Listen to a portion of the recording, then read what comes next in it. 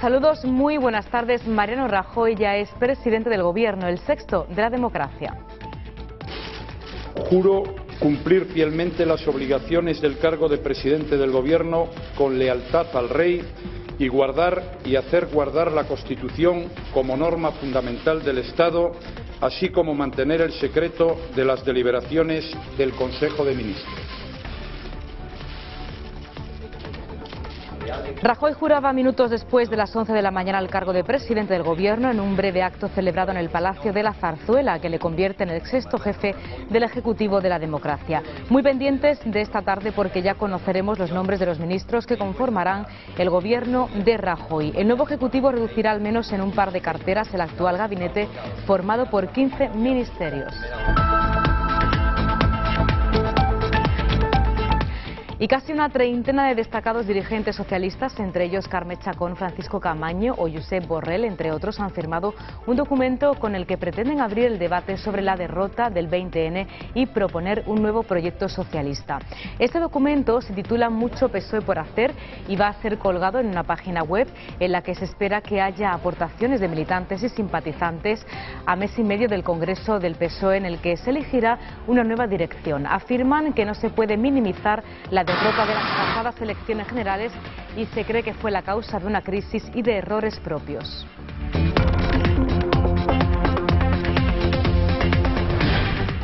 Hablamos de economía porque el Banco Central Europeo presta dinero a los bancos a 3 años por primera vez.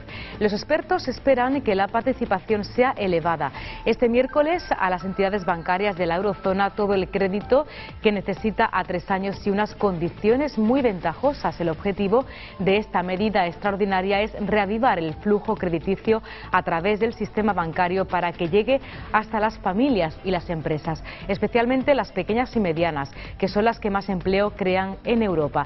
Esta es la primera de una doble operación.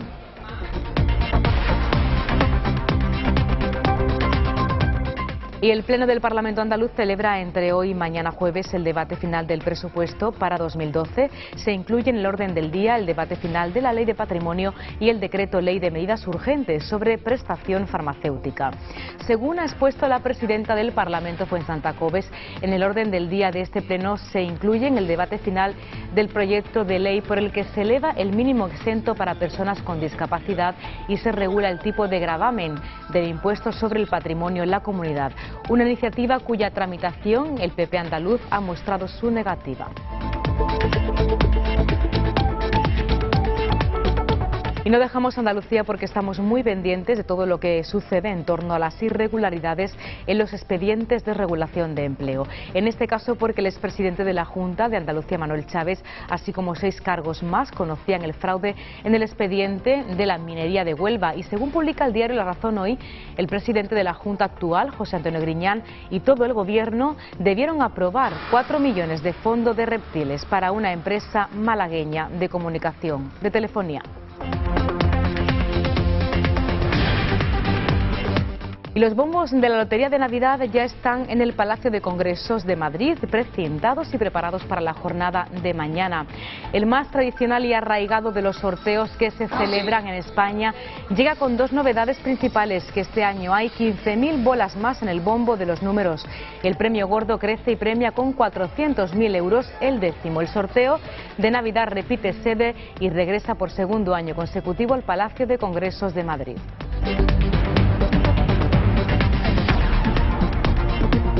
Se lo contamos todo esto mucho más a continuación, pero antes vamos a conocer también un avance de toda la información deportiva. Saludamos como cada día a Hugo Vaca, que nos va a contar, al menos ahora de momento, luego ya más extensamente. Hugo. Efectivamente, ya estamos inmersos en la Copa del Rey, en estos 16avos de final, donde hay ya 4 clasificados para octavos: el Real Madrid, el Sevilla, el Mallorca y el Español de Barcelona. En la tarde-noche de hoy son 10 partidos más los que se van a disputar y 2 que quedan para mañana. Uno de ellos, el Barcelona, que va a recibir al Hospitalet con la renta de 1-0 favorable a los blaugranas. Otro de los equipos que también juega esta noche es el Málaga. Eso sí, el equipo de Pellegrini tiene ante sí un rival complicado, como puede ser el Getafe, pero tiene la renta favorable en el partido de ida en el Alfonso Pérez Muñoz, donde el gol de Juanmi puso la eliminatoria favorable al equipo malagueño.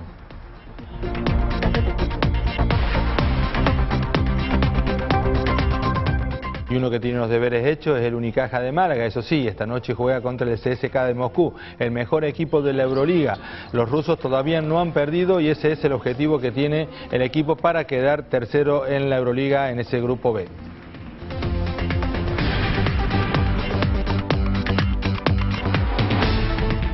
Les contamos de forma breve otros asuntos de este día.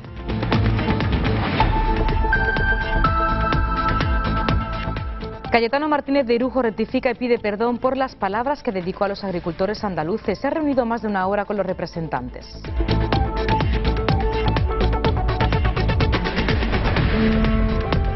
Repsol compra la mitad de la participación de SACIR en la petrolera, que ascendía al 20%, para cumplir con las condiciones que le habían impuesto los bancos acreedores.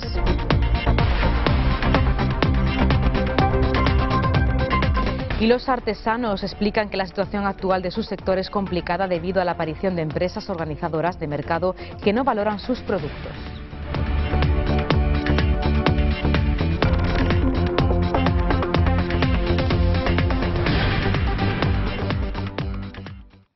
El líder del Partido Popular, Mariano Rajoy, ha jurado hoy, minutos después de las 11 de la mañana, el cargo de presidente del Gobierno en un breve y sencillo acto celebrado en el Palacio de la Zarzuela, que le convierte en el sexto jefe del Ejecutivo de la democracia. Rajoy ha jurado el cargo de presidente del Gobierno ante los reyes y los máximos representantes de los tres poderes del Estado. En virtud de lo dispuesto en el artículo 62 de la Constitución, vengo en nombrar presidente del Gobierno a don Mariano Rajoy. Juro cumplir fielmente las obligaciones del cargo de presidente del Gobierno con lealtad al Rey y guardar y hacer guardar la Constitución como norma fundamental del Estado, así como mantener el secreto de las deliberaciones del Consejo de Ministros.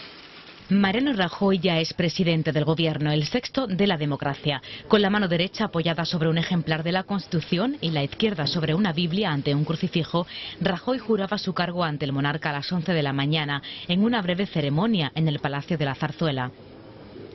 El nuevo jefe del Ejecutivo ha elegido la fórmula de la jura para expresar su fidelidad al cargo, la misma que utilizaron Adolfo Suárez, Leopoldo Calvo Sotelo y José María Aznar, mientras que Felipe González y José Luis Rodríguez Zapatero optaron por la promesa.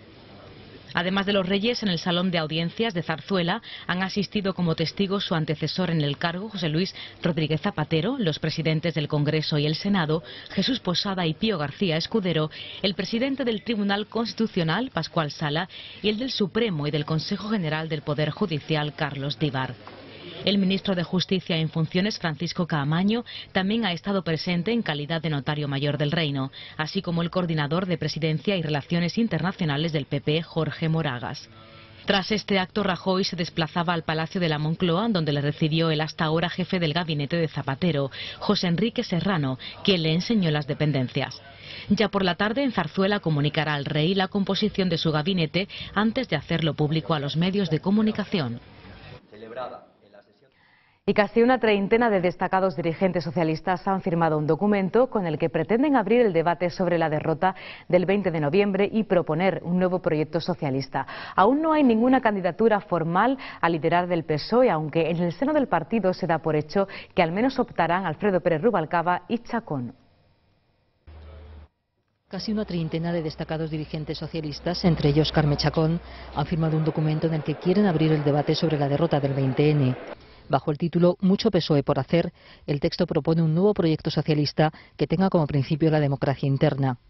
Junto a Chacón firman el documento Cristina Narbona, coordinadora del programa con el que Rubalcaba se presentó a las elecciones, el ministro de Justicia en funciones, Francisco Caamaño, el expresidente del Senado, Javier Rojo, el eurodiputado Juan Fernando López Aguilar y el expresidente del Parlamento Europeo, José Borrell.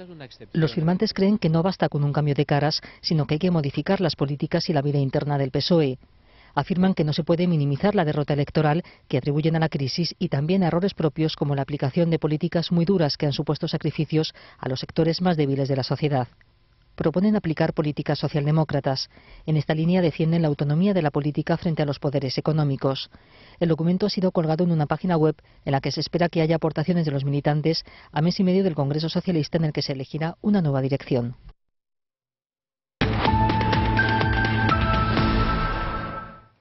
Y el Banco Central Europeo presta dinero a los bancos a 3 años por primera vez. Los expertos esperan que la participación sea elevada. Así se ha dicho este miércoles las entidades bancarias de la eurozona. Todo el crédito que necesitan durante 3 años y en unas condiciones muy ventajosas. El objetivo es reavivar el flujo crediticio a través del sistema bancario para que llegue hasta las familias y las empresas, especialmente a las pequeñas y medianas, que son las que más empleo crean en Europa. Esta es la primera de una doble operación con vencimiento a 3 años que la autoridad monetaria va a realizar por primera vez en su historia.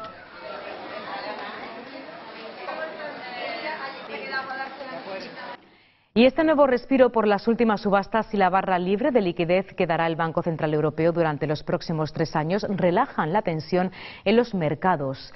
Así ayer el IBEX 35 inició el rally de Navidad con la prima de riesgo en 309 puntos básicos. Hoy también lo hacía con tranquilidad, subiendo ligeramente hasta los 310. Los mercados están más relajados ante la operación del préstamo por parte del Banco Central Europeo, que por primera vez proporcionará liquidez a los bancos que lo soliciten en unas condiciones muy baratas.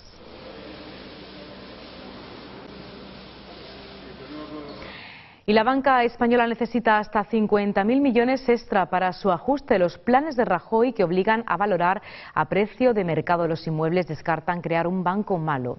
Según cálculos que manejan en el seno del Partido Popular, el importe de reajustar el valor de los activos inmobiliarios en los balances de la banca no será menor de 20.000 millones. En el peor de los escenarios, la operación de saneamiento podría incluso elevarse a 50.000 millones de euros. Rajoy ha transmitido que evitará los bloqueos que hasta ahora han caracterizado al Banco de España. Las mismas fuentes añaden que podría darse incluso el caso de la designación de un nuevo director general de supervisión para hacer las nuevas tasaciones a precios de mercado. Ya lo dijo en su discurso de investidura. El objetivo de la reestructuración del sistema financiero es que resulten entidades rentables, fiables y solventes, con el fin de garantizar el crédito y la recuperación del crecimiento. Y para sanear los balances son necesarias 2 actuaciones inmediatas, para las que Rajoy ha fijado un periodo de cumplimiento de 6 meses, la venta de inmuebles terminados en manos de las entidades financieras y una valoración muy prudente de los activos menos líquidos, como solares y promociones sin terminar. Para cubrir las nuevas necesidades de capital, las entidades tendrán que acudir al mercado en busca de inversores privados, fusionarse con otras entidades o, si no consiguen el capital necesario, el Estado pondrá a su disposición el FROB. Los planes de Rajoy descartarían la creación de un banco malo que suponga un coste adicional para los contribuyentes. Y mientras el Partido Popular define sus nuevos planes, las agencias de rating continúan su particular batalla contra la banca. Ayer Fitch amenazó con rebajar la calificación del Banco Santander, BBVA, CaixaBank, La Caixa, Bankia, Caja Laboral, Banco Cooperativo y la CECA, tras poner en revisión a la baja a España la pasada semana. Y la Fundación de Cajas de Ahorro, Funcas, indica que las pérdidas bancarias del ladrillo son el factor de desconfianza de los inversores. La entidad señala también que las cajas prevén que los recortes en 2012 alcanzarán los 40 millones. Desde Funcan han indicado que es prioritario sanear los balances de la banca para que no continúe la asfixia del crédito. El panel de analistas económicos de la Fundación de las Cajas de Ahorro rebajaba hasta el 0,2% la previsión de crecimiento de la economía española para 2012, al tiempo que empeoraba su estimación sobre el mercado de trabajo y auguraba una tasa del paro del 22,2% para el año que viene. Según el panel, la economía española se verá perjudicada por una nueva contracción de la demanda nacional y una menor aportación en el sector exterior, por lo que se augura una caída del 0,1% del Producto Interior Bruto en el último trimestre del año. La estimación de los analistas es que el mercado de trabajo sigue deteriorándose y la tasa de paro se eleve hasta el 21,3% en 2011 y al 22,2% en 2012. Además, el panel de expertos cree que las administraciones públicas no cumplirán con el objetivo de déficit en 2011 ni en 2012 y aumenta su previsión para el conjunto de las administraciones, que sitúan un déficit del 6,8% del PIB para este año y del 4,9% para el siguiente. Y Repsol ha comprado la mitad de la participación de SACIR en la petrolera, que ascendía a 20% y que el grupo de constructoras y servicios había puesto a la venta para cumplir con las condiciones que le habían impuesto los bancos acreedores para refinanciar su deuda. Los bancos recibieron el 10% de SACIR como pago por la mitad del préstamo a la constructora, que sufre pérdidas de 940 millones de euros. Repsol compra a SACIR la mitad de su participación en la petrolera, el 10% de la compañía. La operación la ha confirmado el presidente de Repsol, Antonio Brufau, en Moscú, donde había acudido para firmar un acuerdo con la compañía rusa Allianz Oil. Y en ningún caso esta inversión supondrá ninguna limitación al crecimiento orgánico que tiene planteado Repsol en su plan estratégico. Para Brufau la compra es positiva. Queremos que el sacar del mercado este paquete del 10% es bueno para el 90% del resto de los accionistas. El precio que se ha pagado por las acciones asciende a 2.572 millones de euros. Que se ha hecho con un descuento sobre el precio de mercado del día anterior del 5%. Ahora Repsol podría vender este paquete a instituciones o inversores extranjeros. Esta compra se conoce un día antes de que venciera el plazo de refinanciación del crédito de 4.900 millones que sustenta la participación de SACIR en Repsol. La operación pone fin al acuerdo de SACIR con otro accionista de referencia, Pemex. Ambos desataron la tormenta en el Consejo de Administración de Repsol en agosto por la intención de sindicar sus acciones. En un comunicado a la CNMV, SACIR dice que la compra modifica las condiciones del pacto con Pemex y que lo deja resuelto. Y la construcción de nuevas viviendas cae un 8,2% en el tercer trimestre del año. El inicio de viviendas libres cayó en el tercer trimestre un 5,2% respecto al mismo periodo de 2010, hasta las 12.693 unidades, en tanto que la financiación se desplomó un 30% hasta las 29.470 casas, según los datos publicados hoy por el Ministerio de Fomento.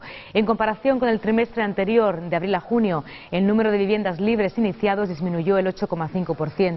Y las finalizadas el 4,4%. Madrid, Andalucía, Cataluña, Castilla y León y País Vasco concentraron el 53% de las viviendas libres iniciadas entre julio y septiembre.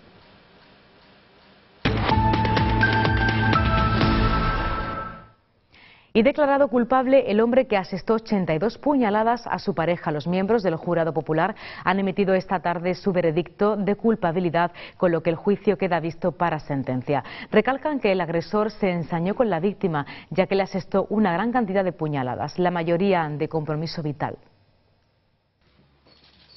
Culpable de asesinato con el agravante de parentesco. Es el veredicto del jurado popular por unanimidad para este hombre, Sergio, acusado de matar de 82 puñaladas a Ivana Sanz Fanego, su excompañera sentimental, en Brunete. Ahora se enfrenta a una petición de condena que oscila entre los 22 años, 6 meses y un día de cárcel que ha pedido el fiscal y los 25 años solicitados por la Acción Popular. El magistrado se encargará de fijar la condena. La defensa sostuvo en sus conclusiones que Sergio cometió un delito de homicidio con los atenuantes de trastorno mental que padece y su drogadicción, por lo que solicitó que cumpla 5 años en un centro psiquiátrico. El crimen ocurrió la mañana del 21 de enero de 2010 en el domicilio de Ivana Sanz. La mujer había decidido días antes dejar la relación que tenía con el acusado.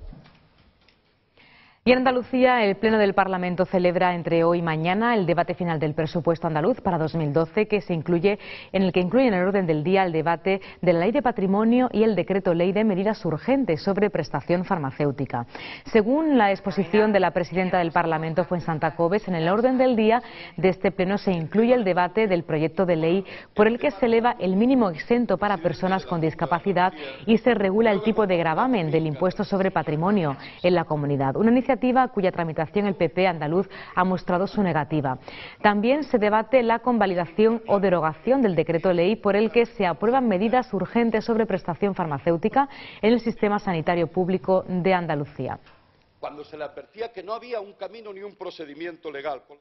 Y muy pendientes en Andalucía de los expedientes de regulación de empleo. Según publica el diario La Razón, el presidente de la Junta, José Antonio Griñán, y todo el Ejecutivo debieron aprobar 4 millones del Fondo de Reptiles. La ayuda tramitada por la agencia IDEA era para Novocomlic, una empresa de telefonía malagueña con un ERE de 42 intrusos. El Partido Popular hizo público ayer un auto del Consejo Rector del 25 de septiembre de 2006 en la que se ve claramente cómo el Consejo de Gobierno conocía este asunto. El Tribunal Superior de Justicia de Andalucía manifiesta su apoyo a la juez que instruye el caso de los EREs irregulares, Mercedes Alaya, frente a los ataques del Partido Socialista.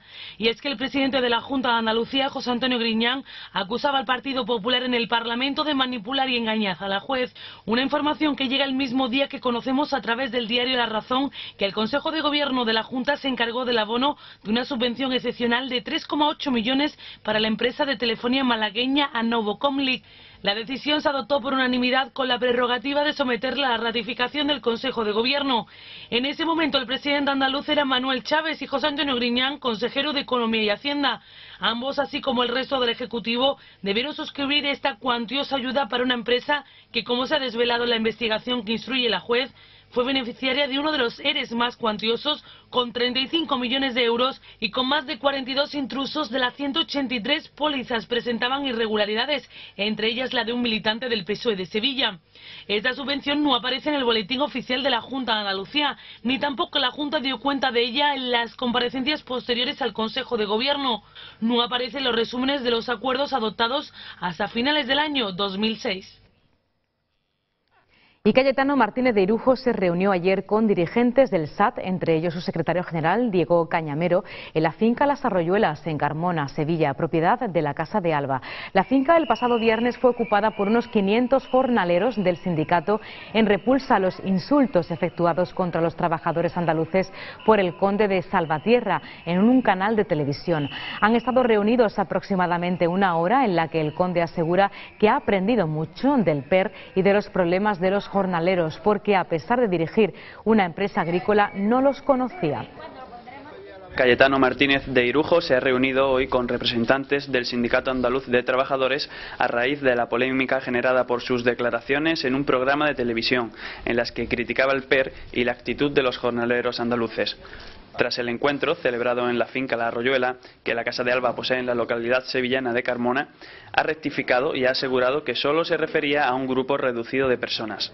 Ellos me han explicado desde el origen hasta el día de hoy lo que supone el PER y lo que representa para ellos y cómo está exactamente estructurado, y debo rectificar en mi percepción del mismo, que es un mal menor. Por su parte, los jornaleros le han pedido una disculpa pública y le han entregado un listado de personas dispuestos a trabajar en cualquiera de sus 12 cortijos. El subsidio agrario en Andalucía son 7 euros al día a aquellos que tenemos derecho. De los 513.000 jornaleros, solamente lo perciben 220.000, ni el 40%. Cayetano se ha comprometido también a colaborar en la creación de un centro de formación en agricultura y a visitar la cooperativa que el sindicato tiene en Marinaleda. Y la crisis llega a todos los sectores, por eso es fundamental reinventarse, aunque a veces es muy complicado. Los artesanos de la provincia de Almería nos explican que la situación actual es muy difícil, también de Valencia. Lo han hecho debido a la aparición de empresas organizadoras de mercados que no valoran como tal sus productos. Una situación que se agrava en toda Andalucía y en el resto de España debido al descenso de las ventas provocada por la crisis. Los artesanos alicantinos no escapan de la crisis.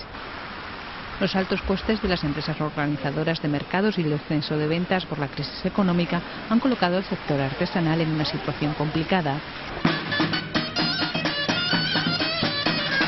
Así lo ha asegurado Ramón Fernández Ocampo, de la Asociación Nacional de Mercaderes y Artesanos, en el mercado nazareno que se celebra estos días en Alicante. Nuestros problemas son de lo que nos cuesta trabajar, lo que nos cobran por trabajar. Es un problema muy grave para nosotros porque cada día nos cobran más.